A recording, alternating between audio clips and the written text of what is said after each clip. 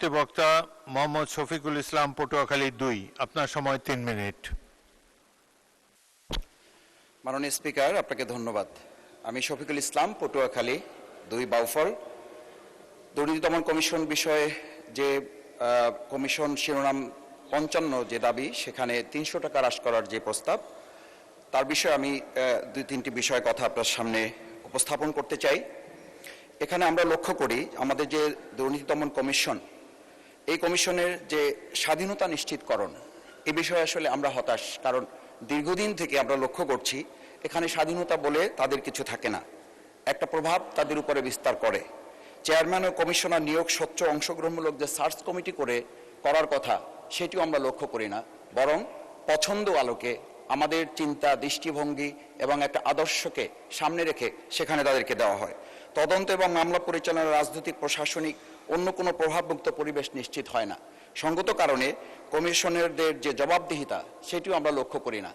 আমরা আজকে লক্ষ্য করি যে গতকাল কুমিল্লার একটি বিষয় 300 বিধিতে এখানে আলোচনা হয়েছে, কিন্তু আলোচনা তো হওয়ার কথা ছিল যে পুলিশ পরিদর্শক নোয়াখালীর হাতিয়ায় তিনি যে ধর্ষণের সে অভিযোগ পরিবারের থেকে করা হয়েছে, সেই বিষয়ে তো আজকের স্বরাষ্ট্রমন্ত্রী আসলে এখানে বিধিতে তার আলোচনা হওয়া উচিত ছিল।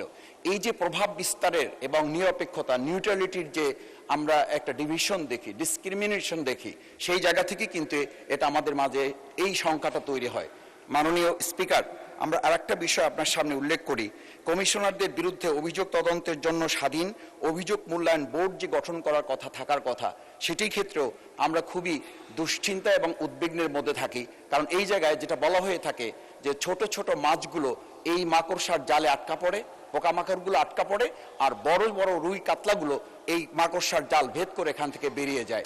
সঙ্গত কারণে এই দুর্নীতি দমন কমিশনকে একটা নখ দন্তহীন বাঘ হিসাবে তুলনা করা হয়। মাননীয় স্পিকার, আর একটা বিষয় বলি, সেটা হচ্ছে এই দুর্নীতি দমন কমিশনে যারা এখানে ভূমিকা পালন করেন, ডিজিটাল ফরেন্সিক, সাইবার অপরাধ, অর্থ পাচার, বিশেষ করে এই যে 18 লক্ষ কোটি টাকা পাচার হয়েছে, এই পাচার রোধে বা এই পাচার করা টাকা ফিরিয়ে আনার ক্ষেত্রে তাদের সাথে আমি যতটুকু কথা বলার সুযোগ বিভিন্ন সময় হয়েছে, সরকারের সদিচ্ছার যে অভাব থাকে, সেই সদিচ্ছার অভাব থেকে এটা হয় না। কোনো কোনো ক্ষেত্রে প্রভাব বিস্তারের একটা বিষয় আমরা লক্ষ্য করি।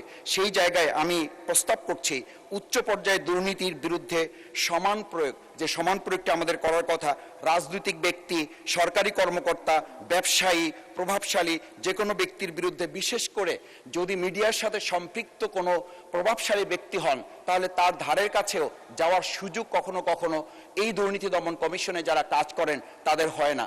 মাননীয় স্পিকার, আর একটা বিষয় আমরা এখানে উল্লেখ করি, সাক্ষী এবং তথ্যদাতাদের সুরক্ষা। এমন হয় যারা এই বিষয়ে এই মাননীয় সদস্য 1 মিনিটে শেষ করুন। অনেক ধন্যবাদ মাননীয় স্পিকার আপনাকে। আমরা এই যে প্রভাব বিস্তারের বিষয়টি দেখি যে সাক্ষী এবং সুরক্ষা যারা দিবেন তাদের সুরক্ষাটা দেওয়া হয় না।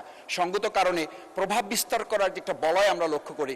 আজকে আমরা এটা দেখছি, আমাদের মাননীয় স্থানীয় সরকার প্রতিমন্ত্রী মীর শাহ আলম জনাব, ওনার এলাকার 2টো উপজেলায় কয়েকটা ইউনিয়ন হয়েছে। একটা ইউনিয়নে ওনার পরিবারের, ওনার বংশের নামে, মীর বাড়ি বংশের নামে একটা ইউনিয়নের নাম করা হয়েছে। ওনার 2 সন্তানের নামে, দিগন্ত এবং সীমান্ত, 2 সন্তানের নামে 2টা ইউনিয়নের নাম করা হয়েছে। এটা যদি বর্তমান সময়ের একটা পরিস্থিতি হয়, আমরা মাননীয় প্রধানমন্ত্রী ওনার পরিবারের সদস্যের নামে একটা প্রতিষ্ঠান করতে চাওয়া হয়েছিল, উনি নাকচ করেছেন, আমরা বাহাবা দিয়েছি। তা আমরা তো মনে করি প্রধানমন্ত্রী যেটা চান সেটাই তো ওনাদের হওয়ার কথা, কিন্তু প্রধানমন্ত্রীর হয় না, ওনাদের নিচ থেকে এটা হয়। এই যে আমাদের প্রভাব বলয় তৈরি করা, আমরা এখানে তো সংশোধনী পাশ করতে করতে অনেক সময় চলে গেছে শুধু নাম সংশোধন করতে, বিগত ফ্যাসিস্ট সময় যেগুলো হয়েছিল। আবার এই সংস্কৃতিগুলো আমাদের মাঝে। ধন্যবাদ মাননীয় সদস্য।